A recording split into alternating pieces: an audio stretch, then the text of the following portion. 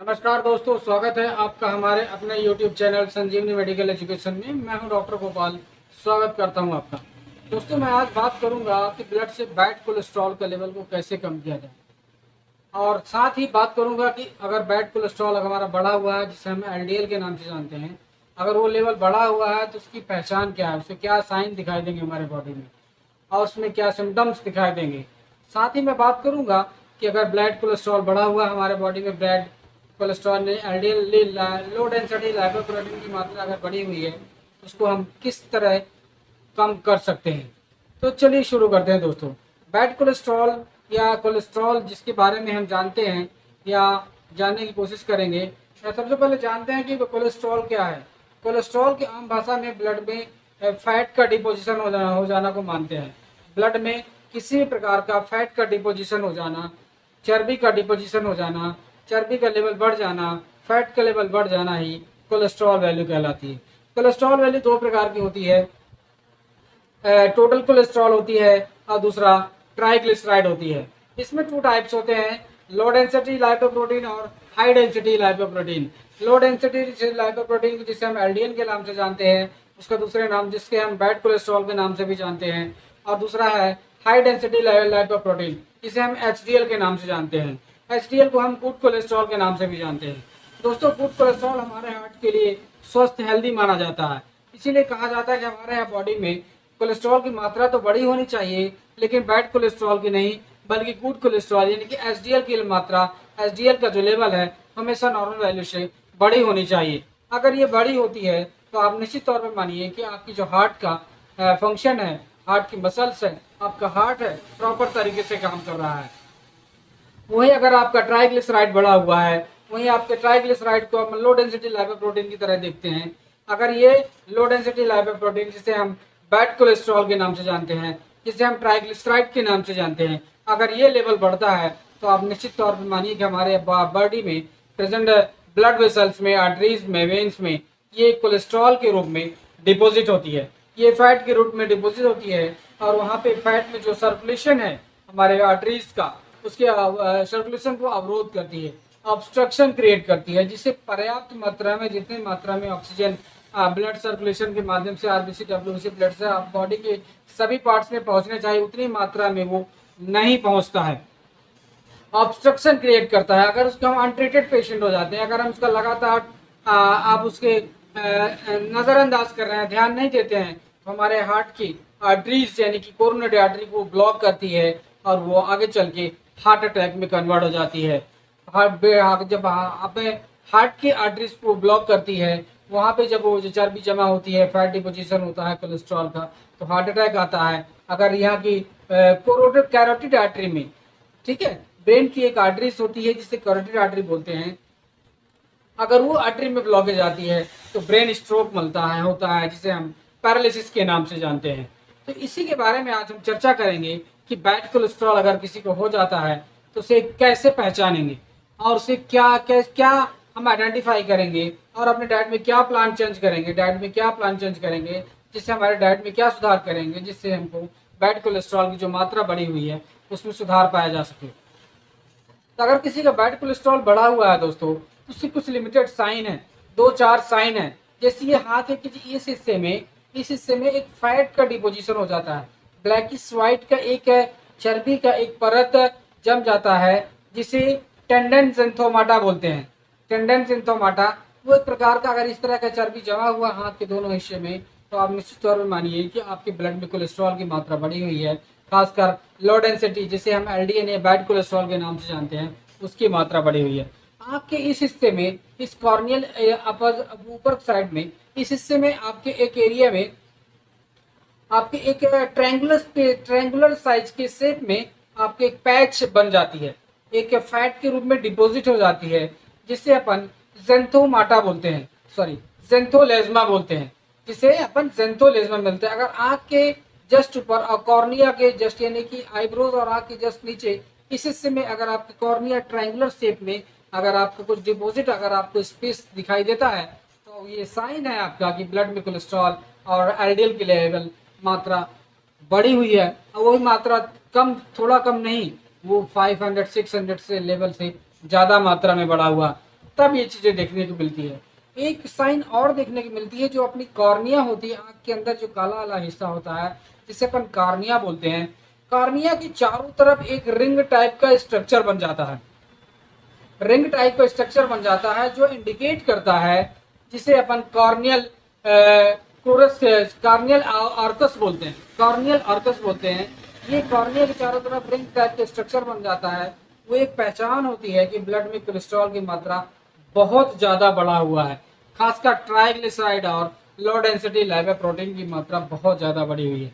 ये तो हुई पहचान और कितने टाइप हुई। अगर इस तरह की कोई समस्या, अगर आपके ब्लड में कोलेस्ट्रॉल की लेवल बढ़ जाती है तो अपन कैसे कम करें, इसके बारे में चर्चा करेंगे। उसको कम करने के कई सारे रास्ते हैं। तो सबसे पहले अपने को लाइफस्टाइल चेंजेस करने पड़ेंगे। लाइफस्टाइल चेंजेस में करने को अर्ली मॉर्निंग टू राइज, उठना है, लेट नाइट नहीं सोना है, जल्दी सोना है, जल्दी उठना है, और कोशिश करना है अपने को लो फैट डाइट लेना है। ऑयल अवॉइड कर देना है, घी अवॉइड कर देना है, डालडा अवॉइड कर देना है, पराठा अवॉइड कर देना है, स्पाइसी फूड अवॉइड कर देना है। इनको अपने को नहीं खाना है। 8 बजे के अंदर अपने को डिनर ले लेना है, और 5 o'clock एट द मॉर्निंग अपने को उठ जाना है। ब्रिस्क वॉक करना है। ब्रिस्क वॉक मतलब तेजी से आपको चलना है, कम से कम आधे घंटे। अगर आप नहीं चलते हैं तो आप घर में वर्कआउट करिए, पसीना बहाइए, आपके हार्ट बीट को इंक्रीज करिए, हार्ट को वर्क करवाइए। जितना ज़्यादा आपका हार्ट वर्क करेगा उतना ज़्यादा बम आउटपुट करेगा, और हमारे बॉडी के सभी पार्ट्स को सर्कुलेशन के माध्यम से ऑक्सीजन की डिमांड पूरी होगी। दोस्तों, अपने को मेंटेन करना होगा हेल्दी डाइट। हेल्दी डाइट में आपको क्या करना होगा? हेल्दी डाइट में आपको, जिसकी हमने बात की, उसके अवॉइड करना होगा। हेल्दी डाइट में आपको शामिल करना होगा, आपको हेल्दी फ्रूट्स शामिल करना होगा। आपको वेट मैनेजमेंट करना पड़ेगा। अगर आपका हैवी वेट है तो वेट को आपको कंट्रोल करना पड़ेगा।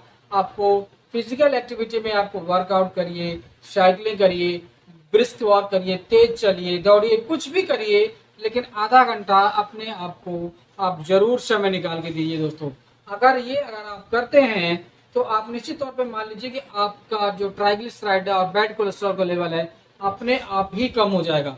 जैसे ही अपने आप कम होगा तो टोटल कोलेस्ट्रॉल की वैल्यू अपने आप ही रिड्यूस होने लग जाएगी। इसके बाद भी अगर आपका नहीं होता है तो आप ड्रग्स थेरेपी लेनी पड़ेगी।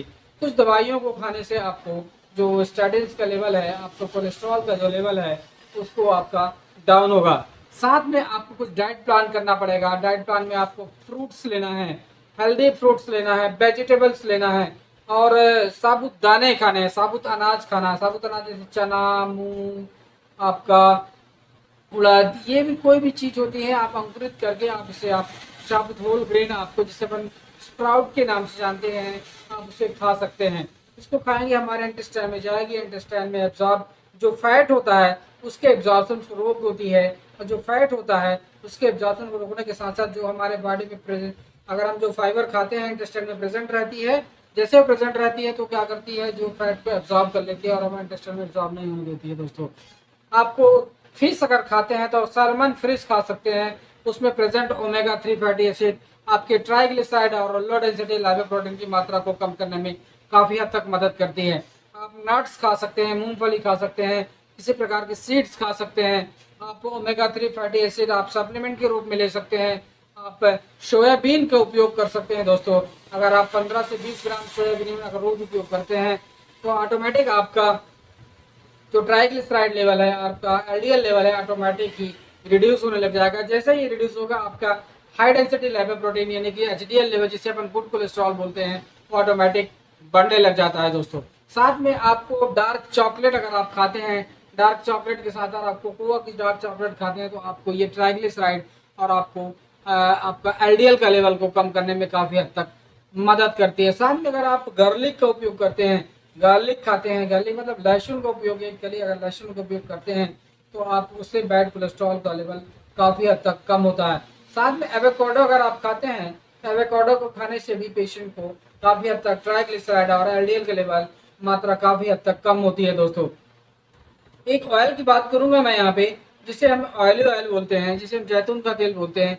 अगर आप इसको खाने में शामिल करते हैं जिसमें प्रेजेंट ओमेगा 3 फैटी एसिड और मल्टी मिनरल्स और एंटीऑक्सीडेंट्स, ये हमारे बॉडी में प्रेजेंट बैड कोलेस्ट्रॉल के लेवल को घटाती है, गुड कोलेस्ट्रॉल के लेवल को बढ़ाती है दोस्तों।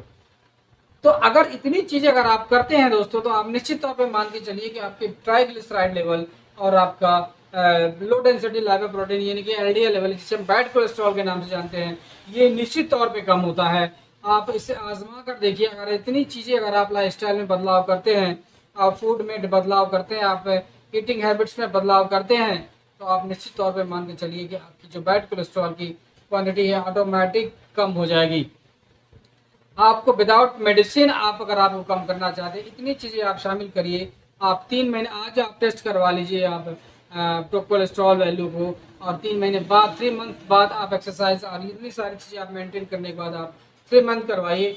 बाद अगर आप वैल्यू देखेंगे तो आप निश्चित तौर पे मान के चलिए कि आपकी जो लेवल की मात्रा है, कोलेस्ट्रॉल की मात्रा है, ऑटोमेटिक रिड्यूस हो जाएगी। आपको कोई मेडिसिन लेना पड़ेगा।